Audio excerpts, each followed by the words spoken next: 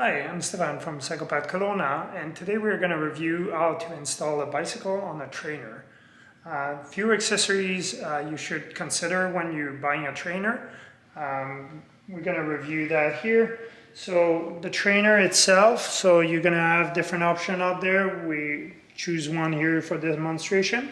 But one thing you should do for that type of trainer, because the wheel is going to basically be the point of contact, so you want to change the tire for something that is a little bit more solid, so it's not going to wear as fast.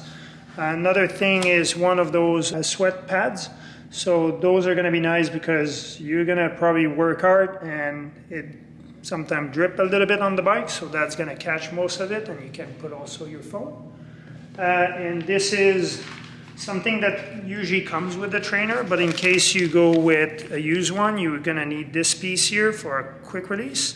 Or if you have a true axle, this is the part you're gonna need. This one is a bit specific to certain brands, so you really want to check it because the tread pitch and the length of the axle might be a little bit different than the bike you have.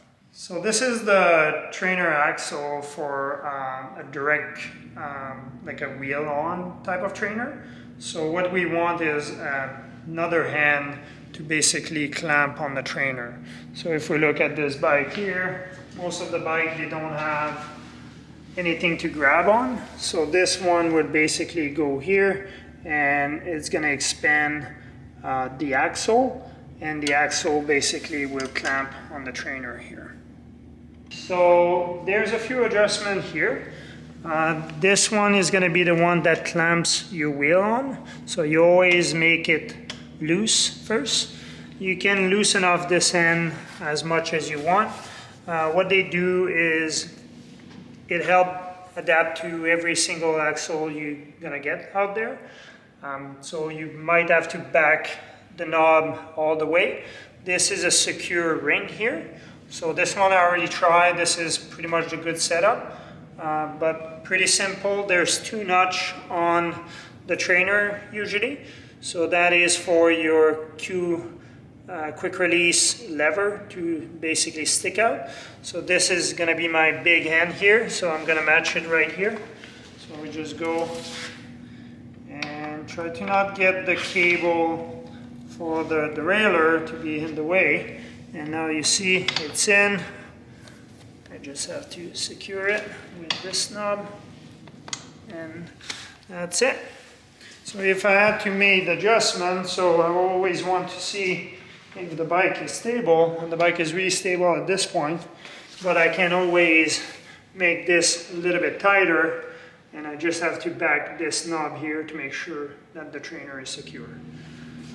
The next step would be, because now the wheel is not basically touching the trainer, you always try to make it as much in the middle as you can, just for even wear. But these giant trainer, most of the trainer out there, you're gonna have a little knob underneath that basically screw and hit the wheel. But you just go until the wheel, like the tire, rubs on the metal here. So you see I'm starting to touch on the metal, but if I'm spinning, basically we lose a little bit of traction. So what I want is to have a firm contact with the trainer. Let's do a bit more. You're gonna see a little bit of a push on the trainer. The good thing with those guys, they're fairly easy to set up, but sometimes they might spin. So if you do a big sprint, or you stand up to pedal, or the first kind of like spin on your bike, this has a tendency to sometimes spin. So it's just something to be mindful. If you put a lot of power, the direct drive might be a better option, or this is good. You can put some good miles on, get the legs going for the winter, or just keep in shape for the winter basically. So now that we have the trainer set up correctly, you're going to see that the rear wheel is a little bit lifted versus the front wheel.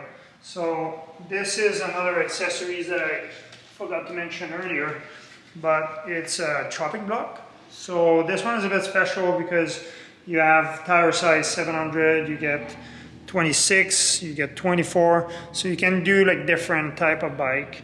The big difference is the height. So if I go to a 700, because it's a bigger tire, so I'm gonna lift and just put it down, and now you're gonna have a bike that is mostly even here. Some of the trainer, so if you go with a fluid trainer, you're gonna have the resistance that's gonna be adjusted basically depending on how you pedal.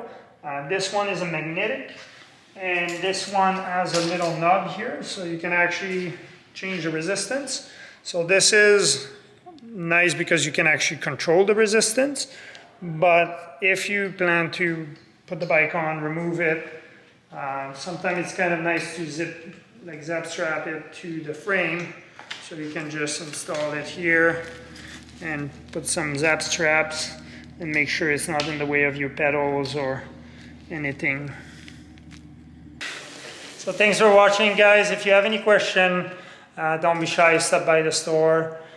We have a lot of people that know quite a bit about those trainers, and if you have any question, it's sometimes easier to come here, talk with someone instead of just watching a YouTube video.